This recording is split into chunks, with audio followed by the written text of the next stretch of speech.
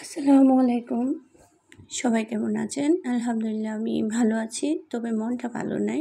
আজকে আরেকটা daily blog নিয়ে আপনাদের মাঝে হাজির হলাম। তো কেমন জানি ভালোই লাগতেছে না আজকে ভয়েসটা দিতে। তারপরেও দিচ্ছি।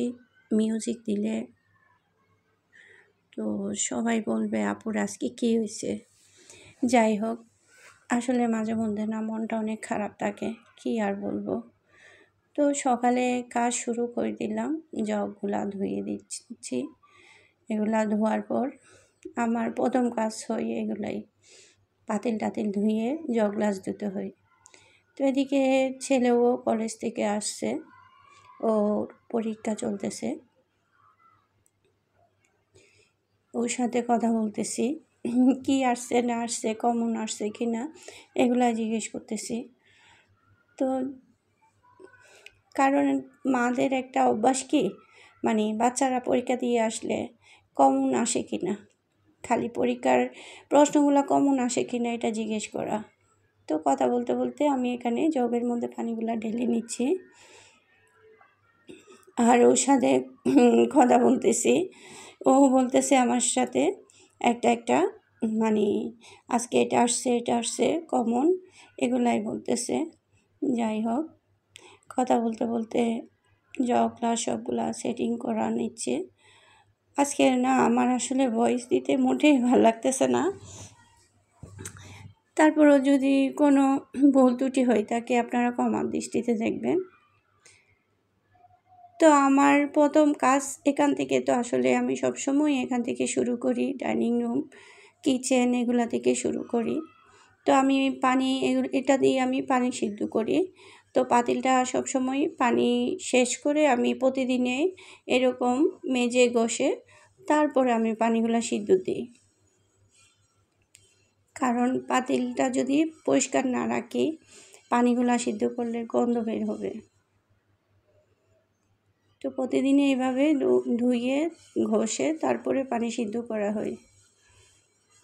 তো এর জন্য ডিমটা করে নিচ্ছি। কলেজ থেকে আসছে, সকালে তেমন একটা কিছু খেয়ে যায় না, বিস্কিট খেয়ে চলে যায়। খালি পেটে ওর নাস্তা করতে ইচ্ছে করে না। তো এই কারণে আসলে ও নাস্তা করে।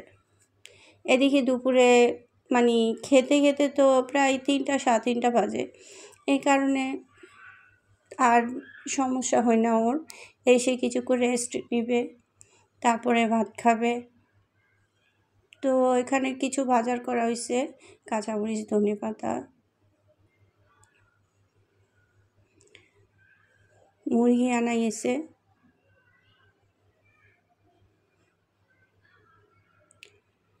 তো আমার ক্যামেরাটা আসলে আজকে টেবিলে রাখছি, টেবিল থেকে আমি করতেছি, এই জন্য সবগুলা দেখাতে আমার অসুবিধা হচ্ছে। তো যাই হোক, যতটুকু পারি ততটুকুই আপনাদের সাথে শেয়ার করি। টমেটোগুলো অনেক সুন্দর। আসলে শীতকালের টমেটোগুলো না আলাদাই ভালো লাগে। গরমকালে যে টমেটোগুলো পাওয়া যায় তেমন একটা তরতাজা পাওয়া যায় না।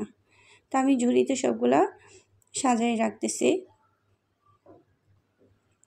টমেটো আগের কয়েকটা টমেটো নিয়ে ফেলতেছি সালাদের জন্য, আর এই মুরগিতে দেওয়ার জন্য টমেটোগুলো নিয়ে ফেলতেছি। তারপর শসা আর টমেটো যেগুলো ফ্রেশ আনছে এগুলো আমি ঝুড়িতে রেখে দিচ্ছি।